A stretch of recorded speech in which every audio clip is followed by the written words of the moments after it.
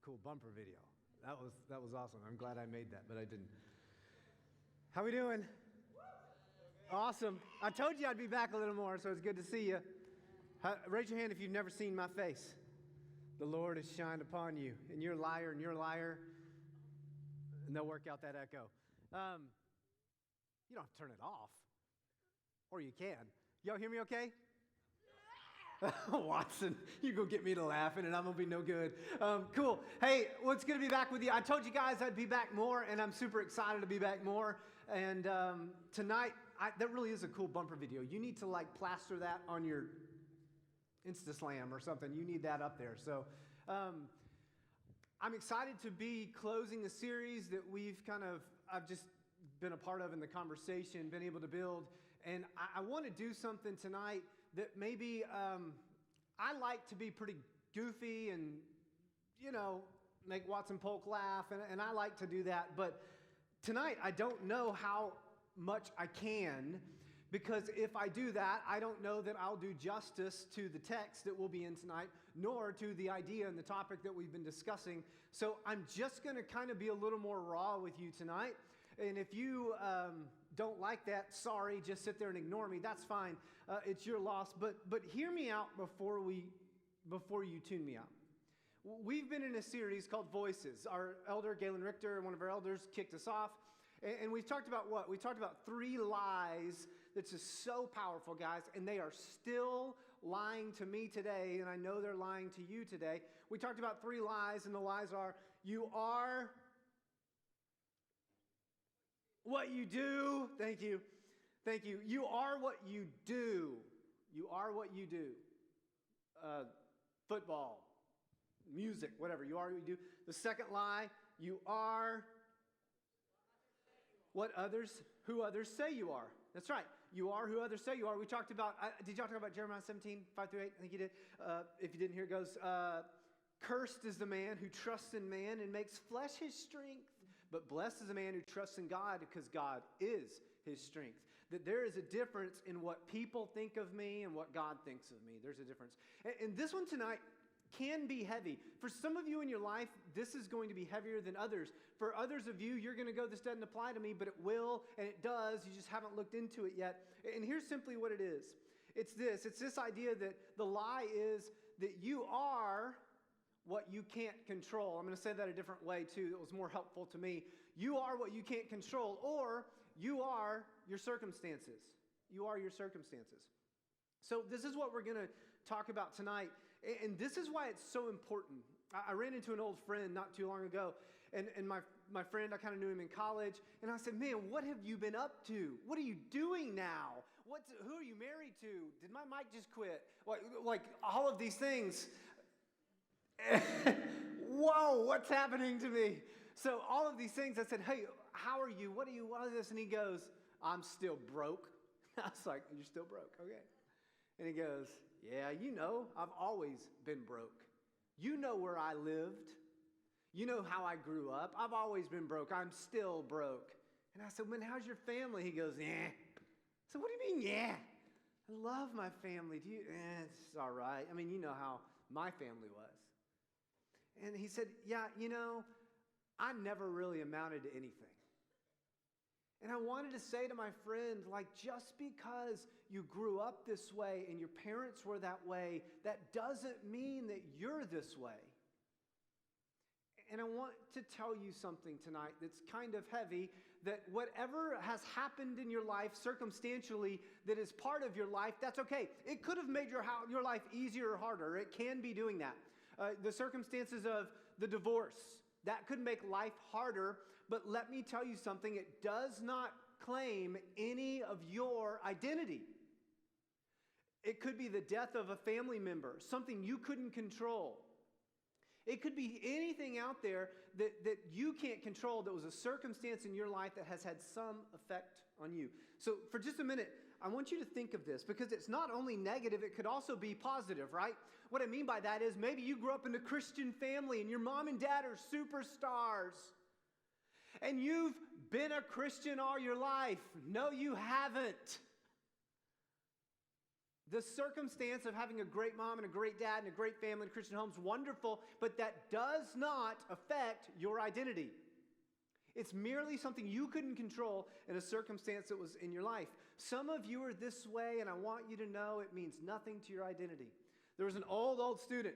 She's married, has kids now, and one time she was in, it's like boot camp. We were doing things like boot camp, and I was having a conversation with her, and let's say her last name was Smith, right? And I said, hey, you're a Smith. I mean, this family was amazing. They're still amazing. And I said, what's it like being a Smith? And she started to weep. And that's when I learned guys and girls were different. And I went, somebody help me, please. Why is she crying? She has the best family ever. She started to weep, and she said, being a Smith is the hardest thing I've ever done because I can't live up to that name.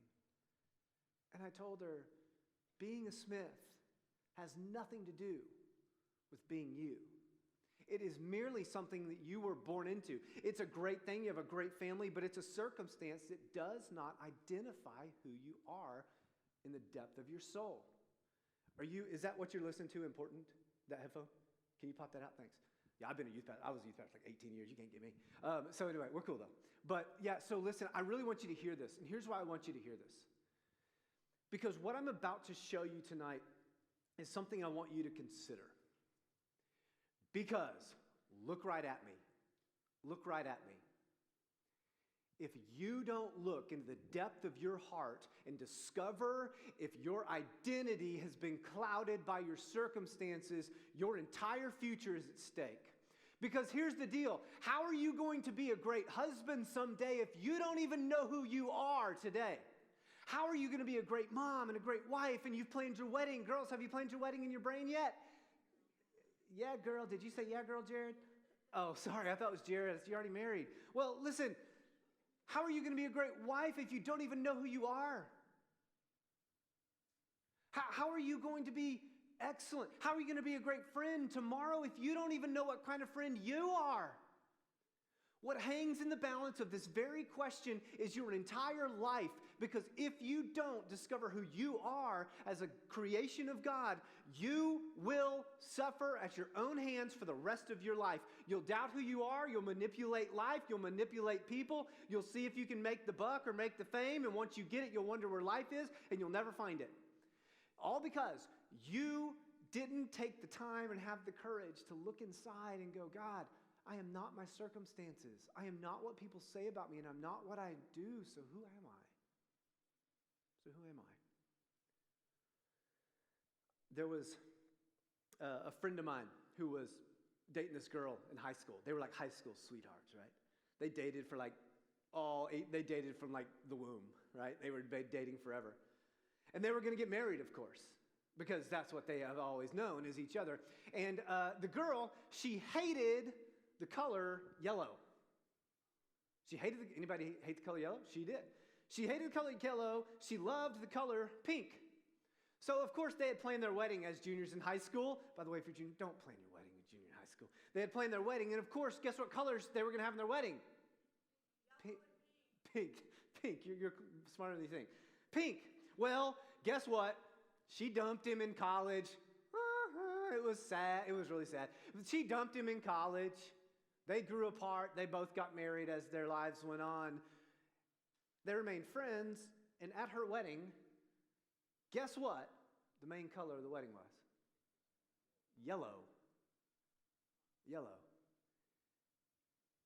Doesn't mean much, but it's funny.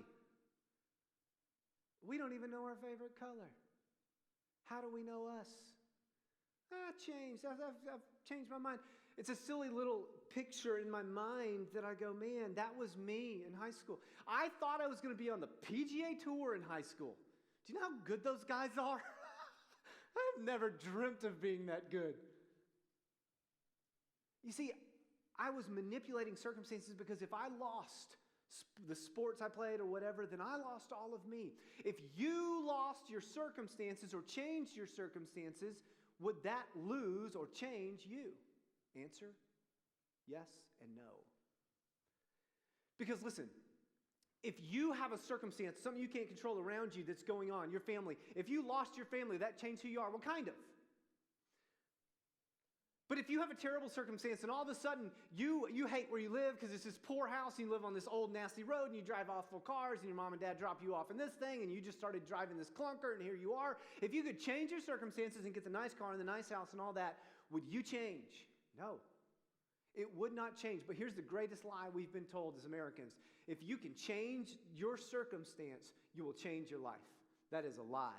If you can change things around you, you will be better. That is a lie. That is an absolute lie. Now, maybe you don't have a lot of money in your family. Is it more difficult for you to do life like eat? It may be. It may be more difficult. I'm not discounting that. It also may be more difficult if your parents are billionaires and you have a butler and a maid. It might be more difficult for you. But either circumstance, either thing that you can't control does not change who you are. Now, here's the problem. In our circumstances, here's what we do. Listen to me, don't lose me. I'm trying to build a need here is what I'm trying to do. I'm trying to get you to listen to me because I'm calling you up to be, middle school, I'm not going to do this. I'm going to say something stupid, make them laugh, and then talk about something silly. But I need you to listen. Because here's the deal. Let's just say something around you is bad. The circumstance, something you can't control. Divorce in your family. Maybe you've been a victim of abuse. Man, if that's you, please, we'd love to walk in that with you. We want to help. Maybe you've been through some traumatic things. Or maybe your circumstances are just picture perfect and everybody thinks your life is perfect and peachy. And you just wish you could change this thing. So you ask this question to God, don't you? You say, God, what are you doing allowing my mom and dad to get divorced? God, what are you doing that my family member died? God, why are you allowing these things in my life? Do you know why you're asking that? Because you can't control it. And you're asking, God, why are you letting this happen to me? God, why did she break up with me? We were going to be married, right? God, what are you doing? So tonight, all I want you to do is this. I want you to change your question, and I want to shift your gaze just a little bit. If you've ever asked this question, God, why or God, what, you're asking him, what's going on with the things I can't control? I don't like them, and they hurt. So I want you to change your question. If you can change your question to this, I promise you your life will be extraordinarily different. Don't ask God, what are you doing? And God, why are you doing it? You can ask that to God, but you don't need to. Here's what you need to ask. You need to say, God, who? Not what are you making me, not that, to be. Not God, what are you doing, but God, who are you making me to be? Because it's not just about what you see around you, but it's who is waiting ahead of you. All of your circumstances, past, present, and future, all of the things you can't control are simply a part of God making you into the image of his Son that's more like him and less like you. So for just a minute, think about one thing in your mind. Think with me. Think about one thing that you would say, this is something that I couldn't control, that was a circumstance, is a circumstance, or maybe will be a circumstance in the future that has shaped who I think I am today. I want you to think about it. Maybe it was your parents' divorce. Maybe it was this house you lived in and this move you made from New York to Texas. Maybe it was the school. Maybe it was these friends. It were things you couldn't control. Think about something that has happened in your past, your present, or your future. What I mean by that is we think of circumstances that we want. I want a perfect family with 3 kids and a white picket fence and all this, and here's what I want. And if those circumstances don't happen, then my life is over. We think that because we think our identity is defined by our circumstances, and it is not. It never will be, and it never can be. So think about it for just a minute. Let me help you think about it. You're not there yet. Listen to me. You might have a past, one thing, and think about a positive one and a negative one. Positive one and a negative one. You might have a circumstance in the past that has happened in or around you that has defined or shaped who you are. And here's what happens. With those circumstances, we either hide them, so this happened to me and I don't want anybody to ever know it because this is going to plague me and follow me the rest of my life. No, it won't. But if you hide it, yes, it will. Or you boast about it. What's the movie that Uncle Rico? What's the movie? Napoleon Dynamite. Y'all watch that? Am I that old? Yeah. Uncle Rico, like living the glory days. I won a state championship. Let me throw this football. Like it was something I did or something that happened in my past that I just boast in. So I either hide from my past or I boast in my past or in the present. Your present circumstances right now, what you're doing day to day, what's all around you that you can't control, you either love it or you hate it. You either love them or you hate them, and both are treacherous, because if you hate your circumstances, you're going to force different circumstances because you think that makes life better. Or you're going to love your circumstances and that's made life great, but when your circumstances change, the bottom's going to fall out and you think life's over. Then there are your future circumstances, and you either fear them or force them. You're either afraid that you won't have the perfect family, the white picket fence and the house and the cars and the baby and the dog and the chipmunk and the ferret and all that stuff. Or you're going to force it. And you say, this is what I have to do. This is what life has to look like. And if my circumstances don't look like, then I'm a failure. And guess what? Your picture perfect idea will not happen. And when it doesn't, you'll feel like you're a failure. There's a doctor in town. Been in practice that this particular doctor works with teenage folks only. This doctor said when they first started their huge pediatric facility, when they first started their practice 25 years ago, 0% of their patients, being kids 0 through 17, 0% of their students came in with anything related to anxiety or depression. He said today 30% of their clientele is made up of kids who see them for anxiety and depression. He attributes it scientifically, he said, majorly to social media, because constantly kids are comparing themselves to an expectation of circumstances that are unachievable.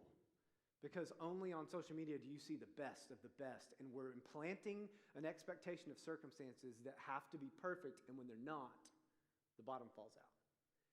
If you don't discover your identity outside of circumstances, you will have troubles. Girls, you're more susceptible to this. You're going to just want the circumstance, the thing you can't control. That's to be loved. So you'll do anything to feel loved by some dude. I'm not just talking about sexually here. Your high schoolers, right? We're okay? I'm talking about you'll say anything, do anything, keep any reputation. You'll manipulate, you'll deceive, you'll do whatever it takes, some of you girls, to feel loved. Why? Because you're going to make your circumstances determine your identity, because if they don't, your worth and your value is null. Guys, yours will look different, but you are going to do anything to feel loved.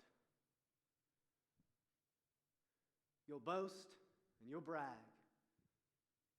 You'll try, you'll deceive, you'll manipulate to feel loved, because you, like me, are going to look to your circumstances to determine your value and your worth, because you think that will determine your identity. Just because something is going on that's a circumstance, it has no power over an identity of you. If you don't get this now, you will crash to find it. I know this because I've done that. Can I be honest with you for just a minute? I'll be honest with you later. Remind me. I want to show you something, though. Because your circumstances will threaten your identity. You've got to know what it is. You've got to know what it is. Because the truth is, we do have value and we do have worth. But in the world, we point to the things around us to say, see, here it is, see what I did, see what it is, see my service, see this, I got this and see this, all this stuff. We do have value and worth. The only problem is we're looking in the wrong direction. So tonight, I just want to shift your gaze. I want to shift your gaze to something. I'm not going to talk about how you can have self-confidence. I'm not going to talk about I'm going to talk about shifting the way you perceive the expectation of circumstances, things you can't control. That they don't define who you are, but you have a God-given identity. It's in Colossians chapter 3, verse 1. 1 through 4. If you have your Bibles, you can turn them there. If then you have been raised with Christ. Some translations say since then. So this is talking to someone who has placed their faith in Jesus.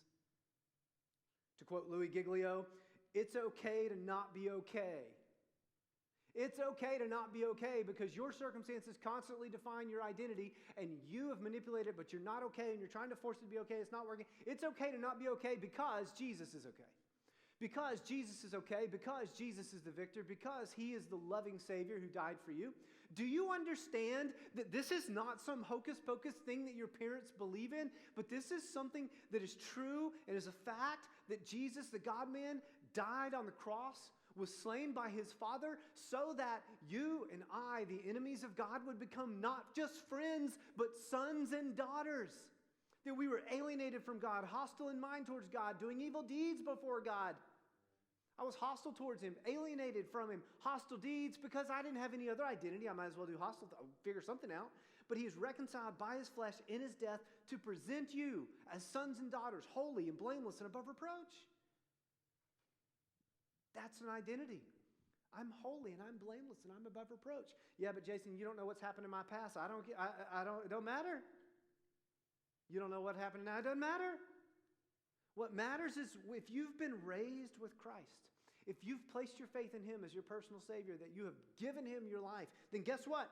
He says, you do this now because the old is gone and the new has come and you are a new creation and this is what you do. You seek, okay? You have been raised. That's a past action that you had nothing to do with, but God did. He raised you by faith in Christ alone. And now you seek. This is something you actively do. You seek this, the things that are above, where Christ is, seated at the right hand of God. Your feet are on earth, but your heads are in the clouds. That we seek heavenly things. What do I mean in the context of what we're talking about? We seek heavenly identity. Heavenly identity has nothing to do with anything on this earth that's circumstantial. Nothing. But guys, listen, most of our identities, especially as high school students, is rooted in the circumstances around us. If you don't change your gaze, your life will suffer. And you will crash to the bottom probably to find out that you're wrong. I have. And I wish somebody told me in a serious, authentic way that if you don't shift your gaze, you'll never live up to the expectations of your circumstances, and they'll define you, and they will always fail you. But we shift and we seek things that are above. This is why you have a quiet time every day. Do y'all know this? Quiet times are not this legalistic thing that you do because God loves you. It's not even something that you learn more about God. It's because you've got to recenter yourself every day on Christ and who he is and the truths in the word, because the toxicity of the world is going to creep in and it's going to lure you into finding identity outside of the one place you can find it. You're going to look for it in anything around you, a sport, a friend, a girl, a grade, a music, all that stuff. Anything, good things, but never the identity of you. Verse 2, but set your minds on the things that are above each day. This is why I pray. This is why I read. This is why I have a huddle group. This is why I have a leader. That I'm constantly resetting my mind on the things that are above, because the things down here lowly will distract me. Not on the things that are on earth, because my perspective has changed. Why? For you have died. Listen. You, your old identity, the person who needed the world to give you an accolade or give you a title, the old you who sought out sin, the old you who thought by your fame and your success you could be loved and valuable, the old you is dead. The old you is gone. You're a new creation. You've been freed from the power of sin. You've been freed from the law. You've been freed from sin. Because listen to me, if you think that the circumstances around you are in such a way that they're defining you, that you have to always be doing what's right, let me tell you, you're setting yourself up to fail because you'll never do it. Your good works will never, ever be fully pleasing to God.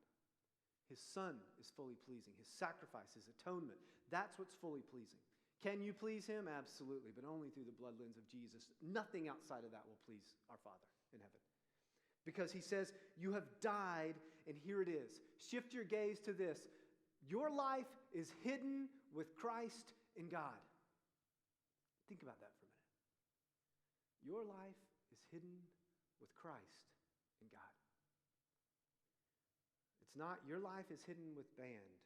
No. Your life is hidden with Christ in God. It's not your life is hidden in football. No. Your life is hidden with Christ in God.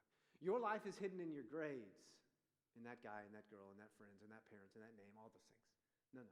Your life is simply hidden in Christ. Your identity is that you are holy, you are blameless, and you are above reproach because your life is hidden with Christ in God. When Christ, who is your life, he is everything to me. He is my master. He is my identifier. Nothing more, nothing less. Simply Jesus. Simply the person of Christ. Not in your humor, not in your popularity, not in your Instagram likes or whatever. Not in those things. Simply in the fact that you're a son or a daughter of Jesus. So maybe the things in your life are you feel worthless or you feel unloved, and you wouldn't say that. You've never said that, but if you dug deep enough for just a minute, you might feel that. And you go, Jason, you don't know the things I've done? Yeah, you don't know the things I've done either. And I know I'm fully loved by Jesus, and no circumstance outside of me is going to change that. You might say you don't know my past. You don't know what was done to me. You don't know what I did to someone. You don't know what I said. You don't know where I was. You don't know. And I'll say I don't have to know. Because I know that none of those things, listen to me, none of those things identify you in the least. None of them give you any identity. Your identity is that you're hidden in Christ with God because Christ, who is your life, when he appears, guess what? You also will appear with him in glory. And this is not something simply that is eternal. Meaning, it is eternal, but it's not something that's a quantity of time. It's a quality of life. It's a quality of time. Because here's the difference. Let's say someone out there, you don't believe me. You're not hearing me. Well, then here's the difference in you and me. Your value and your worth, let's just say you find it in let's say you're a dude like me, and you find it in an athletic event in a girl. Great. Your circumstances give you an identity and give you value and worth. Whenever you blow your knee out and you no longer have that scholarship and that girl dumps you because she just don't like you anymore, guess what? Your identity is gone. You can take everything away from me and mine remains. The difference? Mine's hidden with Christ and God. Yours is dependent on circumstances to meet your expectations, and I will tell you that someday they will fail. Chances are they've already failed. You're just lying to yourself and forcing and manipulating them to limp you along until you crash. And you're going to look at the rubble, and you're going to be crashed and go, what? How did I fall? You fell because you built on a foundation that was you and all these things around you that identified you. Now, if my circumstances change, could that make life more difficult? Absolutely. Absolutely. But does it change who I am? Not one bit. Not one bit. Because Christ, who is your life, when he appears, you will also appear with him in glory. Because of this, I'll read you one thing. I'll say one thing and I'm done. If I can find 2 Corinthians. 2 Corinthians 5:14. Listen to this. So you've been raised with him. For the love of Christ controls us. It's not my love of him. It's his love of me. His love of me controls me. He's my master. I was once a slave to sin, but I've been freed by his death, and now I'm a slave to righteousness. He controls me. Because the love of Christ controls me, because we have concluded this, that one has died for all, therefore all have died. And he died for all, that those who might live no longer live for themselves, but for their sake they live for him who died for them. That this is an identity that we have. And so, in about a minute when Justin comes back up here, I've asked him to sing something, and I want you to do, I'm going to tell you something, I want you to do something. I've given you no extra information. I've asked you to consider shifting your gaze from my identity comes from things I can't control, from the circumstances around me. 2, my identity is simply I'm hidden in Christ with God because Christ, who is my life, has raised me and made me a new person. So this means that no matter what you've accomplished in your life, that doesn't give you any identity. So if you lost it all tomorrow, it doesn't matter. That means that no matter what's happened in your life, that doesn't give you any identity, positive or negative. Your identity comes from the person of Jesus. This topic's hard for me. You know why? Because all my life, I've found my identity in my circumstances. All my life. Recently, the bottom has fallen out. And I've realized something. That I'm just Jason. I'm just a son of God. I'm just hidden in Christ. Recently, I can't point to my success. I can't point to my name. I can't point to anything around me that circumstantially would show you who I am. All I can point to is that I'm loved by God through the blood of Jesus. All I can say is that my past success was really no success at all. And when I ask myself the question, because I've asked it, God, what are you doing and why are you doing it? I've asked for about 4 or 5 months now, as life has been challenging. And the other day, I think I got part of my answer. I don't know for sure yet. I asked God to speak to me audibly, but he didn't. And I think it's this for me. I think God is crushing my colossal pride. My colossal pride that I felt like my identity was in what I'd done. Look around me. And I think the question is not, God, what are you doing or why are you doing it? It's, who are you making me to be? Because I believe that God's making me to be someone that I never would have been if I had have just pursued me. If I had just pursued an identity that I could control.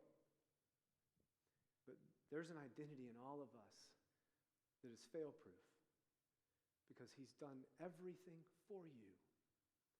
He's done everything in spite of your sin, in spite of your rebellion.